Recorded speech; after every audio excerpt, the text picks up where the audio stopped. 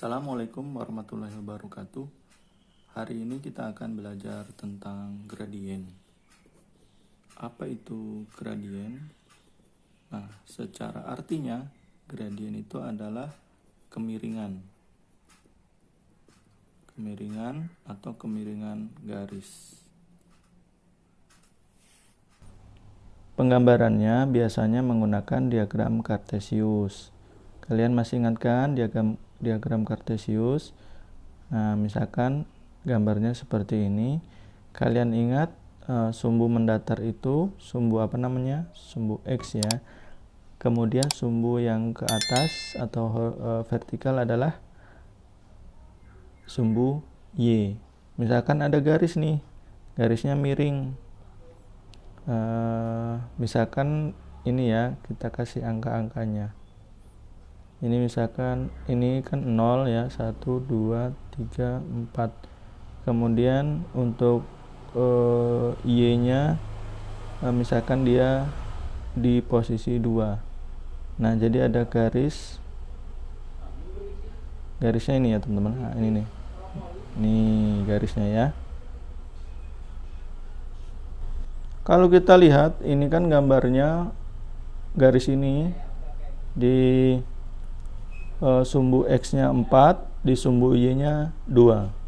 Nah, kalau gambarnya seperti ini, kira-kira kemiringannya berapa gitu ya. Nah, untuk gradien atau kemiringan itu merupakan perbandingan antara komponen Y dibagi komponen X. Nah, seperti itu. Jadi, yang nilai di Y-nya berapa, kemudian yang nilai di X-nya berapa. Y dibagi X ya teman-teman. Nah, kalau kita lihat Y-nya berapa? 2 ya. Kemudian komponen X-nya ada 4, sehingga gradiennya adalah setengah. Nah, seperti itu untuk gradien. Tapi bentuk-bentuk gradien itu macam-macam ya. Ada beberapa macam. Yang pertama atau yang A, misalkan bentuk AX tambah BY tambah C sama dengan 0. Nah, ini adalah persamaan umumnya. Kalau bentuk seperti ini, maka gradiennya adalah min B per A. Min B per A ya. Jadi ini A itu komponen yang ada di X, B itu komponen yang ada di Y. Nah, kemudian dikasih negatif. Nah, ini rumusnya ya teman-teman. Ini rumusnya. Contohnya seperti apa? Misalkan persamaan ya, bentuknya 3X tambah 6Y tambah 10 sama dengan 0. Nah, dari persamaan ini berapa A-nya? Ini kan A-nya ya. Ini A, kemudian ini B, ini C. Ya, C kan nggak dipakai ya. Nah, seperti itu. Kemudian dari sini kan langsung bisa ya dicari gradiennya berdasarkan rumus ini. M itu min B per A. Min B. B-nya berapa? 6 ya. Berarti min 6 per A-nya 3. Ya, min 6 per 3. 6 per 3 itu sama aja dengan 6 dibagi 3.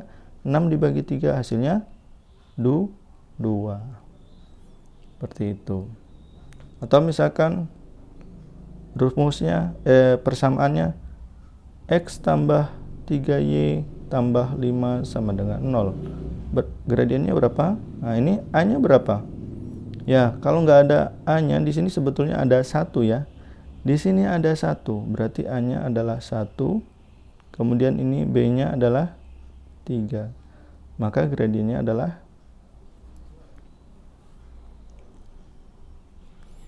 Nah, teman-teman, walaupun di sini nggak kelihatan angkanya ya, sebetulnya di sini ada 1, maka A-nya sama dengan 1. Kemudian di sini ada B-nya 3, maka gradiennya adalah min B per A sama dengan min 3 per 1. Min 3 per 1 sama dengan min 3. Nah, seperti itu. Yang kedua, teman-teman, ini gradien ya, yang melalui atau melewati ya dua titik, ya, yaitu titik A misalkan X1 Y1 dan titik B X2 Y2. Maka gradiennya adalah Y2 kurang Y1 per X2 kurang X1. Nah, ini rumusnya ya teman-teman ya. Nah, akan lebih jelas kalau kita lihat contoh. Ya, contohnya apa? Seperti apa? Misalkan ya, tentukan gradien